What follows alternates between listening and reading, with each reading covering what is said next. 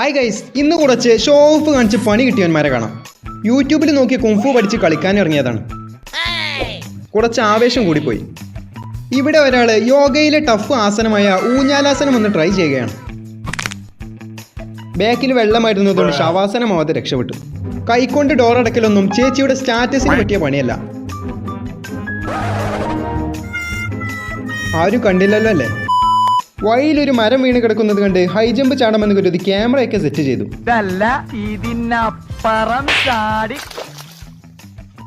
നല്ല ടേസ്റ്റ് ഉണ്ട്. ഇപ്പൊ എന്താ അണ്ണൻ ഏതോ മത്സരത്തിൽ കപ്പടിച്ചൊന്ന് ഓടി അർമാദിച്ചതാണ്. ന്യൂസ് റിപ്പോർട്ടേഴ്സ് വാർത്തയൊന്നും കിട്ടാത്തത് കൊണ്ട് പബ്ലിക് ചലഞ്ചിന് ഇറങ്ങിയതാണ്. ഈ പുകയത്തിലൊന്നും നമ്മുടെ റിപ്പോർട്ടർ റണ്ണിന് പിടിച്ചില്ല. മൂപ്പരും ചാടി.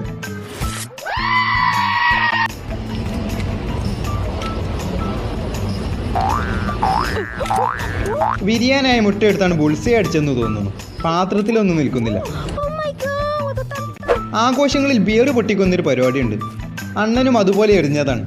എറിഞ്ഞതേ ഓർമ്മയുള്ളൂ. ഒരു ഉപദ്രവമില്ലാതെ കിടന്നുടങ്ങിയിരുന്ന ചങ്കിനെ വെറുതെ ചെന്നൊന്ന് അടിച്ചതാണ്.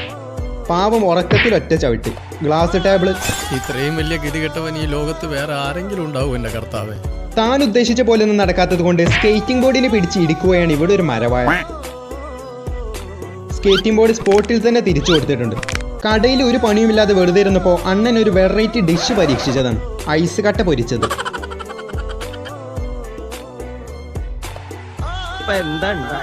എന്തിനാ ആളുകൾ പടക്കം പൊട്ടിച്ചേ? ഇന്ന് വിഷുവാ.